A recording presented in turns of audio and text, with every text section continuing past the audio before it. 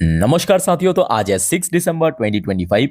दोस्तों बात करेंगे इस वीडियो में टोटल 12 यानी 12 ऐसे इंपॉर्टेंट इंडिविजुअल कंपनी की शेयर्स के बारे में, जिसके ऊपर कुछ बढ़िया खबर यानी अपडेट्स आने के कारण अगले हफ्ते सोमवार जैसे ही बाजार ओपन होगा, आप अपने वॉच लिस्ट में इन 12 के 12 कंपनी की शेयर ऐड करके हो सके तो अभी रख देना। और डोंट वरी, सोमवार बाजार ओपन होने से पहले मैं कल यानी रविवार एक और वीडियो के थ्रू सब शेयर जो इंपॉर्टेंट है अगले हफ्ते के लिए रिमाइंड करवा दूंगा।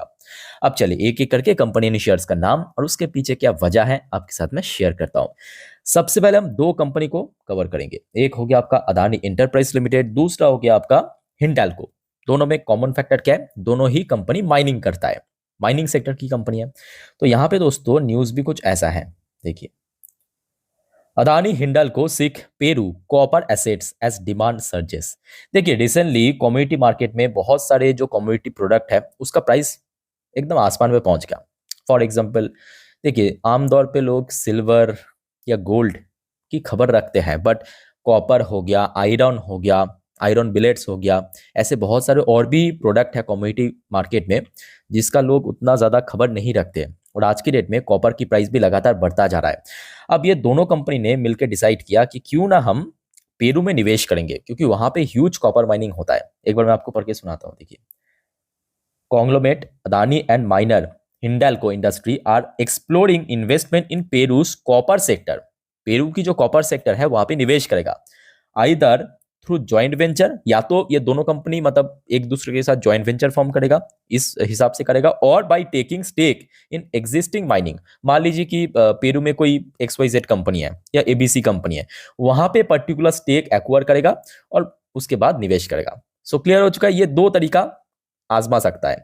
एक तो ये दोनों कंपनी मिलके जॉइंट वेंचर फॉर्म करेगा फिर निवेश करेगा, या तो जो पेरू की कुछ माइनिंग कंपनी है वहां पे अपना स्टेक या आप कह सकते हो कि कुछ पोर्शन एक्वायर करेगा।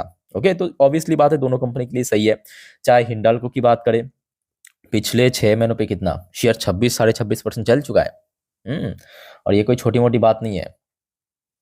और अदानी एंटरप्राइज की बात करें, पिछले 1 महीनों पे शेयर थोड़ा स्टेबल है, बट हाँ अदानी एंटरप्राइज की शेयर पिछले 6 महीनों पे ऐसा कुछ बहुत बड़ा मूवमेंट नहीं देखा है। रिसेंटली अगर हम बात करें, शेयर जब बार बार ऊपर बढ़ने की कोशिश, लगभग वही 2,500 के लेवल पे ही हडल फेस किया, और नीचे अगर शेयर में गिरावट हो भी रहा है तो लगभग 2100, कभी 2150 इस रेंज के आसपास सपोर्ट मिला। ठीक है, तो इस पर्पस मैं कहूंगा अगले हफ्ते ये दोनों कंपनी इंपॉर्टेंट है, दोनों अपने सेक्टर की टॉप कंपनी है, मतलब मार्केट लीडर कंपनी, अलग से बताने की जरूरत नहीं है। अच्छा, उसके बाद आ जाइए एक और इंपॉर्टेंट या सेक्टर लीडर HCL टेक्नोलॉजी को भी अपडेट है। देखिए वैसे तो लास्ट डे हो सकता है कि आपके पोर्टफोलियो गिरा, बट IT सेक्टर पिछले 3-4 दिन से रिकवर कर रहा है, इसको भी आप इग्नोर नहीं कर सकते। और खास करके बड़े IT स्टॉक्स जैसे कि आप देखिए, HCL टेक्नोलॉजी पिछले 5 ट्रेडिंग डेज पे 2.5-3% चल चुका है। पिछले 1 महीने पे 10% रिकवर कर गया, जो कि बीच में हमने देखा था लगभग कोई सितंबर के आसपास शेयर काफी नीचे गिर गया। दे देखिए सितंबर में बैक टू बैक गिरावट, उसके बाद अक्टूबर से थोड़ा थोड़ा रिकवरी, नवंबर भी थोड़ा थोड़ा रिकवर किया, अभी दिसंबर आ चुका है तो शेयर में बहुत हद तक रिकवर हो चुका है। मेन कॉन्टेस्ट किया है कि देखिए HCL टेक्नोलॉजी अनाउंस कोलैबोरेशन का अनाउंसमेंट किया with the university of western Australia. अब देखिए इसमें यहाँ पे कोलैबोरेशन कोई यूनिवर्सिटी के साथ किया, ये इंपॉर्टेंट नहीं है। पर्पस क्या है, इंपॉर्टेंट है। पर्पस यह है कि वहां पे कौन सी सर्विस प्रोवाइड करेगा। एक हो गया आपका AI आर्टिफिशियल इंटेलिजेंस, और दूसरा साइबर सिक्योरिटी, जो आज की डेट में सबसे ज्यादा डिमांडेड विषय है। ओके, सो HCL टेक की शेयर को भी दोस्तों अगले हफ्ते के लिए नजर रखना, मतलब सोमवार के लिए। अच्छा, अगर हम बात करें रिसेंटली जो शेयर हाई टच किया था, मतलब आपके वही जून जुलाई की टाइम फ्रेम पे तकरीबन वही 1700 के आसपास। ठीक है, तो इस लेवल के आसपास कहीं ना कहीं शेयर के लिए एक और टेस्ट हो सकता है, तो अगले हफ्ते इस लेवल को थोड़ा सा देखना पड़ेगा। अच्छा, उसके बाद आज एक छोटे से company Fineotex chemical limited. Fineotex chemical की शेयर जो है वैसे तो लास्ट डे लगभग 6-6.5% ऊपर आके क्लोजिंग दिया। अच्छा, न्यूज़ क्या देखिए, US speciality oil field chemical. अच्छा, यूएस की एक स्पेशलिटी ऑयल फील्ड केमिकल के अंदर अपना एक पर्टिकुलर पोर्शन आप कह सकते हो स्टेक परचेज किया। देखिए Fineotex chemical share higher on Friday after the company announced that the acquisition of US-based specialty oil field chemical group अब पर्टिकुलरली यहाँ पे कोई नाम वगैरह कंपनी मेंशन नहीं किया, कुछ भी वजह हो सकता है, ठीक है। अक्सर कंपनी ऐसा करता है, मतलब प्राइवेट फर्म्स खास करके। तो जो भी है अगले हफ्ते के लिए ये भी इंपॉर्टेंट है, इसको भी नजर रखना। उसके बाद आ जाइए प्रेस्टीज इस्टेट प्रोजेक्ट लिमिटेड के ऊपर। वैसे तो लास्ट डे शेयर क्लोजिंग दिया 1.93%, और रिसेंटली देखिए रियलिटी सेक्टर बहुत अच्छा काम करे, मतलब परफॉर्मेंस वाइज बात करें, चाहे लोधा की, चाहे आपके यहाँ पे प्रेस्टीज की, डीएलएफ की परफॉर्मेंस काफ़ी बढ़िया हो रहा है। जैसे कि मार्जिन एक्सपेंड हो रहा है, प्रॉफिट बढ़ रहा है, रेवेन्यू इंक्रीज हो रहा है। खैर यहाँ पे जो मेन कॉन्टेस्ट है आपके, Motilal Oswal domestic brokerage firm की तरफ से बाई करने की रेटिंग दिया, मतलब रिसेंटली एकदम। और साथ में टारगेट प्राइस दिया आपके लगभग 2,295 रुपए की। मतलब लास्ट डे जहाँ पे शेयर क्लोजिंग दिया, आप समझ पा रहे हो, 1,600 कहाँ पे, मतलब 1,691 रुपए, कहाँ 2,200 के ऊपर टारगेट दिया, 2,200 के ऊपर टारगेट दिया, लगभग 2,300 आप कह सकते हो, 2,300 की टारगेट। तो काफी अपसाइड यहाँ पे ये टारगेट हुआ है। सो लेट्स सी क्या, मतलब अगले हफ्ते शेयर कैसा रिएक्ट करता है। अक्सर देखिए, पहुंचेगा नहीं पहुंचेगा वो बात की बात है, पहुंच, मैं तो चाहता हूँ अच्छा काम करे तो पहुंच जाए। अब एक इंस्टेंट रिएक्शन होता है ना, ठीक है, वो आपको सोमवार के दिन दिखाई दे सकता है, ठीक है। चलो आगे बढ़ते हैं नेक्स्ट टॉपिक पे साथियों, बट उसके पहले आप सभी को रिक्वेस्ट करूंगा, अगर आपको वीडियो अभी तक अच्छा लगा, इन्फॉर्मेटिव लगा, प्लीज वीडियो को लाइक करना और प्लीज चैनल को सब्सक्राइब करके जरूर रखना, ऐसे इन्फॉर्मेटिव वीडियो हर रोज हर वक्त पाने के लिए। और मेरे प्यारे साथियों, क्योंकि परसों फिर से बाजार ओपन हो रहा है, तो याद रखना कल संडे के दिन मैं आपको अगले हफ्ते के लिए पूरा डिटेल में जानकारी दे दूंगा, पाई टू पाई, कौन कौन सी इवेंट है, कौन कौन सी इकोनॉमिकल डेटा आउट होगा अगले हफ्ते। जैसे कि आपको पता होगा, इस हफ्ते आपकी एमपीसी मीटिंग था आरबीआई की, अगले हफ्ते एफएमसी मीटिंग है, ऐसे बहुत सारी इवेंट है, ढेरों सारे इवेंट है, ठीक है। सब जानकारी आपको मैं दे दूंगा, बस एक भी अपडेट मिस मत कीजिएगा साथियों। और मैं आपको बार बार कहता हूं कि देखिए एकदम फ्री ऑफ कॉस्ट है, कोई पैसा नहीं लगता, रेड बटन है नीचे सब्सक्राइब की, उसको दबा दीजिए, प्रेस कर दीजिए, ठीक है। सब्सक्राइब करके रखना जरूर। अच्छा, बोनदाता इंजीनियरिंग छोटे से कंपनी है, और छोटे लेवल की डिसेंट कंपनी आप कह सकते हो, बहुत अच्छा भी नहीं खराब भी नहीं, decent company. Bondada engineering win 11 crore order, एकदम लेटेस्ट अपडेट है, 11 करोड़ की ऑर्डर मिला कार्नेक्स माइक्रो सिस्टम की तरफ से। कर्नेक्स माइक्रो सिस्टम की तरफ से ये ऑर्डर दिया है बोनदाता इंजीनियरिंग को।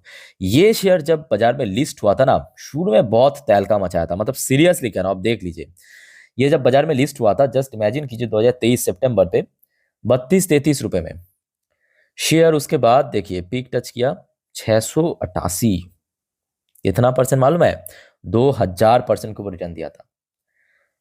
ये देखिए 2,000%, सितंबर से लेके अगस्त, मतलब पूरा एक साल भी नहीं लगाया, 2023 की सितंबर से अगस्त तक इतना तगड़ा रिटर्न दिया था। बट हाँ, अल्टीमेटली वही छोटे कंपनी है, तो छोटे कंपनी क्या होता है कि देखिए जब प्रेशर की टाइम आता है ना, अब देखिए बाजार बाजार मतलब तो प्रेशर होगा ही, है ना।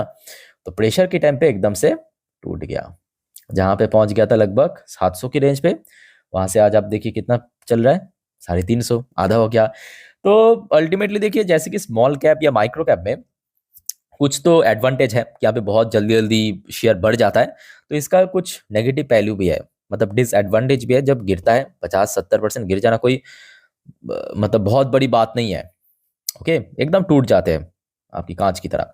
अच्छा, अगले जो अपडेट है आपके एएमएफआई रिजिक के ऊपर। जैसे कि आपको पता होगा, हर एक इंडेक्स जो है, चाहे वो इंटरनेशनल इंडेक्स हो, नेशनल आपके निफ्टी हो, सेंसेक्स हो, साल में लगभग 2 बार के आसपास रिजिक होता है, मतलब इंटरचेंजिंग होता है, कुछ ऐसे खराब परफॉर्म करने वाली शेयर को हटा दिया जाता है, अच्छे शेयर को इंक्लूड किया जाता है। सो इस बार एएमएफआई रिजिक में आपके 2 कंपनी इंपॉर्टेंट है, एक मुथूट फाइनेंस, दूसरा एलजी इंडिया, मतलब एलजी इलेक्ट्रॉनिक्स इंडिया, जो रिसेंटली बाजार में लिस्ट हुआ। इसको लार्ज कैप कैटेगरी में डालने का प्लान है, और साथ ही साथ आरईसी लिमिटेड और बजाज हाउसिंग फाइनेंस को डाउनग्रेड करने का प्लान चल रहा है, ओके।